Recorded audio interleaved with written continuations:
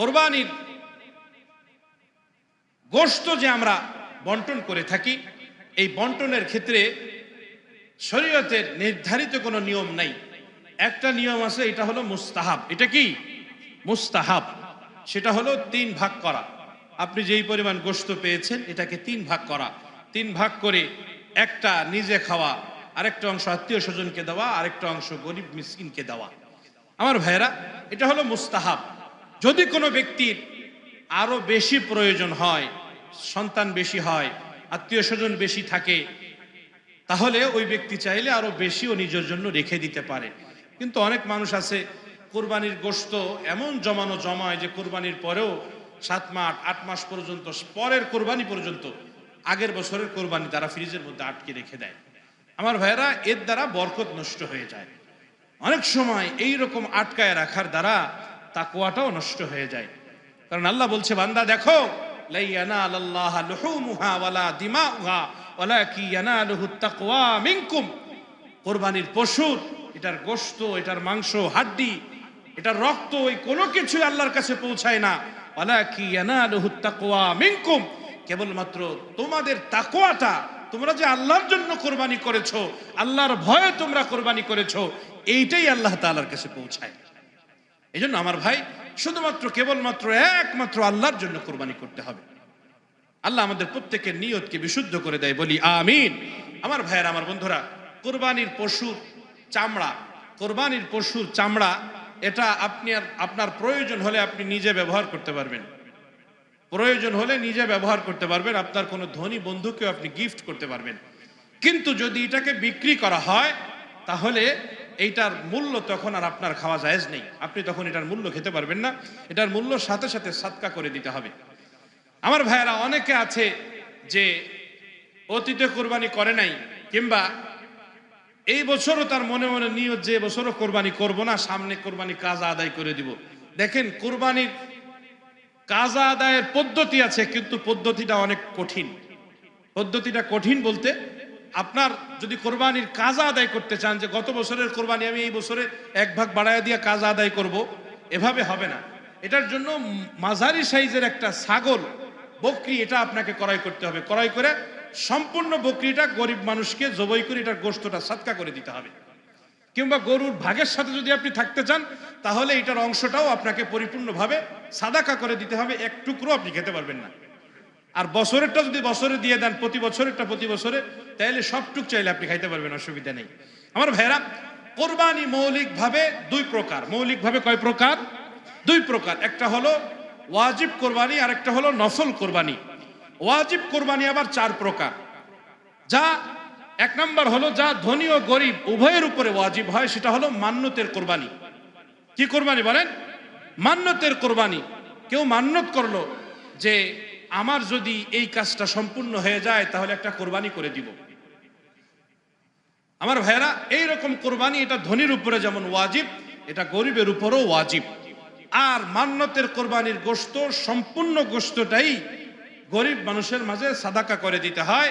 যিনি মান্নত করেছেন তিনি এবং তার পরিবারের সদস্যরা, অর্থাৎ তার উপরে যারা আছে পরিবারের, তার বাবা মা, দাদা দাদি, নানা নানি, এবং তার নিচে যারা আছে ছেলে মেয়ে, নাতি নাতনি, এরা কেউ এটাকে খেতে পারবে না। এটা হলো মান্নতের কোরবানি।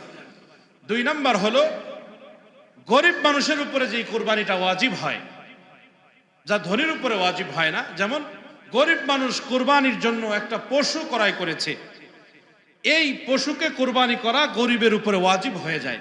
কিন্তু ধনী ব্যক্তি যদি কোরবানি করার জন্য পশু ক্রয় করে, তাহলে এই পশুর উপরে কোরবানি ওয়াজিব হয় না, বরং তার কোরবানিটা ওয়াজিব হয় তার মালের উপরে।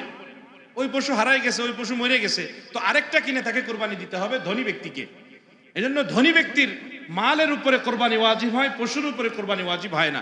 পক্ষান্তরে গরিব, যার উপরে কোরবানি ওয়াজিব হয় নাই, এমন ব্যক্তি যদি কোরবানি করার জন্য পশু ক্রয় করে থাকে, ওই ব্যক্তির জন্য কোরবানির জন্য ক্রয়কৃত পশু, ওই নির্দিষ্ট পশুকেই কোরবানি করা তার জন্য ওয়াজিব। আমার ভাইয়ের, আমার বন্ধুরা, 3 নম্বর হলো ধনী ব্যক্তি, যার কাছে নিসাব পরিমাণ মাল আছে, কোরবানি যার উপরে ওয়াজিব হয়েছে, এই ব্যক্তির কোরবানি, এটা ওয়াজিব। 4 নম্বর হলো ওসিয়তের কোরবানি। 4 নম্বর কি? ওসিয়তের কোরবানি। যদি কোনো মৃত্যু পথযাত্রী ব্যক্তি তার সন্তান কিংবা কোনো আত্মীয় স্বজনকে সে ওসিয়ত করে যায় যে আমার ইন্তেকালের পরে তোমরা কুরবানি করে দিবে, তাহলে ওই মৃত ব্যক্তির সম্পত্তির 1/3 থেকে তার পরিবারের সদস্যদের জন্য কোরবানি করে দেওয়া ওয়াজিব, এবং কোরবানিকৃত পশুর যেই গোশত, এই পুরা গোশতটাই সাদাকা করে দিতে হবে গরিবদের মাঝে। এটা পরিবারের কেউ খেতে পারবে না। আমার ভাইয়েরা, আমরা মনে করি বিশেষভাবে যারা একটু ধনী এবং লক্ষ লক্ষ কোটি কোটি টাকার সম্পত্তি যারা আমরা রেখে যাই, স্থাবর সম্পত্তি আমরা রেখে যাই, অনেকের সন্তান আছে যে সে দুনিয়ার থেকে চলে যাওয়ার পরে দেখা যাবে সে নিজের জন্য কোরবানি দিচ্ছে, নিজের পক্ষ থেকে, নিজের বিবির পক্ষ থেকে কোরবানি দিচ্ছে, ছেলে মেয়ের পক্ষ থেকে কোরবানি দিচ্ছে, সুযোগ পেলে শ্বশুর শাশুড়ির পক্ষ থেকেও দিচ্ছে, কিন্তু বাবা মা যারা এই কোটি কোটি টাকার সম্পত্তি তার জন্য রেখে গেছে তাদের পক্ষ থেকে কোরবানি করে না। এই জন্য এইরকম সচেতন বাবা যারা, তাদের জন্য কর্তব্য হলো সন্তানদেরকে ওসিয়ত করে যাওয়া, আমার ইন্তেকালের পরে কোরবানি করবা আমার পক্ষ থেকে, প্রতি বছর করবা আমার পক্ষ থেকে কোরবানি। আরো বেশি ভালো হয় ওই দোকানটার ভাড়া থেকে কোরবানি করবা প্রতি বছর। ওই দোকানটার ভাড়া তোমরা কেউ খাবা না, এটা দিয়ে কোরবানি করবা, আর সারা বছর এটা আল্লাহর রাস্তায় দান করতে থাকবা। যারে বাবা যেখানে বাবা সেখানে দান করতে থাকবা, মসজিদ মাদ্রাসায় দিতে থাকবা। এটা দরকার। মাল দিছে আল্লাহ আপনাকে, আপনি কে আপনারে কি দিবে আর না দিবে এটার দিকে তাকায় থাকেন না, বরং যতটুক আপনার ক্ষমতা আছে আপনার ক্ষমতার সবটুকু আপনি প্রয়োগ করে যান কবরের মধ্যে ভালো থাকার জন্য, আখেরাতে ভালো থাকার জন্য, আল্লাহর কাছে ভালো থাকার জন্য সবটুকু আপনি প্রয়োগ করে যান।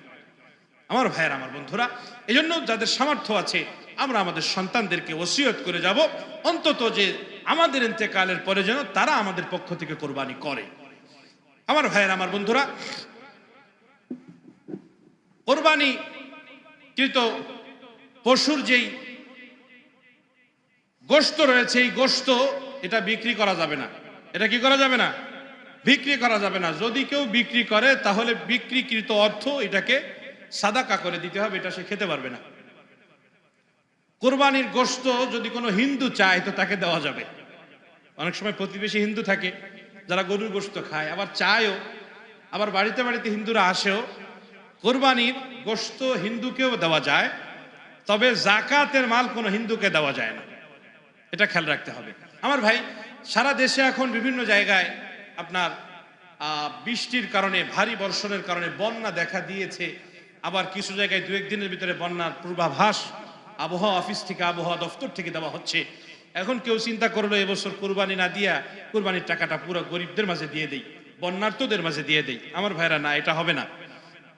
আপনি চাইলে আগে 3 লাখ টাকা দিয়ে গরু দিতেন, এবছর 1 লাখ টাকা দিয়ে দেন, বাকি 2 লাখ টাকা সাদাকা করেন, বা ওই গরিব মানুষের মাঝে, বন্যার্তদের মাঝে আপনি দান করেন, অসুবিধা নেই। কিন্তু কোরবানি আপনাকে দিতেই হবে, কোরবানি আপনাকে দিতেই হবে।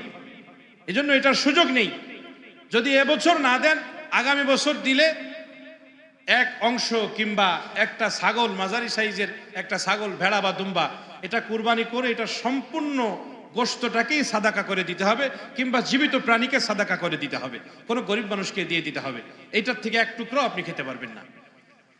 এজন্য আমাদের কোরবানি সংক্রান্ত যতগুলি মাসালা আছে এগুলি আমরা নিজেরা ইস্তেহাদ করার চেষ্টা করব না, নিজেরা গবেষণা করার চেষ্টা করব না। এটার ব্যাপারে কোনো একজন মুফতি সাহেবের সাথে আমরা কথা বলবো ইনশাআল্লাহ, কোনো একজন আলেমের সাথে কথা বলবো। আমার ভাইয়েরা, সর্বশেষ আমল হলো জিলহজ মাসের শেষ আমল, যেটা তাকবীরে তাশরিক বলে থাকি, অর্থাৎ 9 তারিখ ফজরের সালাত থেকে নিয়ে তাকবীর প্রদান করা 13 তারিখ আসর পর্যন্ত। 9 তারিখ ফজর থেকে নিয়ে 13 তারিখ আসর পর্যন্ত, অর্থাৎ কুরবানির আগের দিন ফজর থেকে নিয়ে 13 তারিখ আসর পর্যন্ত প্রত্যেক নামাজের পরে আল্লাহু আকবার, আল্লাহু আকবার, লা ইলাহা ইল্লাল্লাহ, আল্লাহু আকবার, আল্লাহু আকবার, ওয়ালিল্লাহিল হামদ, এই তাকবীরে তাশরিক এটা উচ্চ স্বরে পড়া পুরুষের জন্য ওয়াজিব, মহিলারা নিম্ন স্বরে পড়বে। যদি কেউ জামাতের সাথে নামাজ পড়ে, ইমাম সাহেব ভুলে গেলে মুসল্লিরা জোরে আওয়াজ করে পড়া শুরু করবে। আর যদি একাকী কেউ নামাজ পড়ে তাহলে সেও একাকী ভাবে এটা আদায় করবে। কাজা নামাজ আদায় করলেও সে এটার পরে তাকবীরে তাশরিক আদায় করবে। সুন্নত বেতেরের পরে তাকবীরে তাশরিক আদায়ের দরকার নেই। মহিলারা মা বোনেরা যারা আছে ওনারাও ঘরের ভিতরে তাকবীরে তাশরিক আদায় করবে। তাকবীরে তাশরিকের সূচনাটা কবে হয়েছিল? হযরত ইব্রাহিম আলাইহিস সালাতু ওয়াস সালাম ইসমাঈল আলাইহিস সালাতু ওয়াস সালামকে যখন জবেহের জন্য ছুরি চালাইতেছিলেন, কাত করে শয়ে ছুরি চালানো শুরু করছে, ওইদিকে আল্লাহ তাআলা জিবরাইল আলাইহিস সালাতু ওয়াস সালামকে জান্নাত থেকে একটা দুম্বা দিয়ে পাঠাইছে। হযরত জিবরাইল আলাইহিস সালাতু ওয়াস সালাম মনে মনে ভাবলেন, না জানি আল্লাহর খলিল হযরত ইব্রাহিম আলাইহিস সালাতু ওয়াস সালাম সন্তানের গলার উপরে ছুরি চালায়া দেয় কিনা, এই ভয় হচ্ছিল ওনার। এজন্য তিনি উপর থেকেই জোরে আল্লাহু আকবার ধ্বনি দিয়েছিলেন। হযরত ইব্রাহিম আলাইহিস সালাতু ওয়াস সালাম মনে মনে চিন্তা করলেন, এই মিনার এই প্রান্তে মরুভূমির ভিতরে এখানে আবার কে আসলো, এইরকম আল্লাহু আকবার বললো। তাকায় দেখে হযরত জিবরাইল আলাইহিস সালাতু ওয়াস সালাম। হযরত জিবরাইল আলাইহিস সালাতু ওয়াস সালাম আল্লাহু আকবার এই তাকবীর উচ্চারণ করার পরে এটা শুনেই ইব্রাহিম আলাইহিস সালাতু ওয়াস সালাম সাথে সাথে পড়ে উঠেছিলেন, লা ইলাহা ইল্লাল্লাহ ওয়াল্লাহু আকবার। এরপরে যখন ইসমাঈলের জায়গায় দুম্বাটাকে শোয়ায় জবাই করে ফেলছে, হযরত ইব্রাহিম ইসমাঈল আলাইহিস সালাতু ওয়াস সালাম উঠে আল্লাহু আকবার ওয়ালিল্লাহিল হামদ, হযরত ইসমাঈল আলাইহিস সালাম এটা পড়েছে। সুবহানাল্লাহ।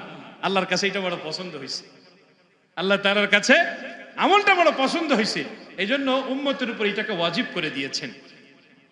9 তারিখ 9 জিলহজের ফজর থেকে 13 জিলহজ আসর পর্যন্ত এই তাকবীরে তাশরিক আমরা সবাই পাঠ করব, মা বোনদেরকে বলে দিব ইনশাআল্লাহ। আসসালামু আলাইকুম ওয়া রাহমাতুল্লাহ। যারা সুন্নাত পড়েন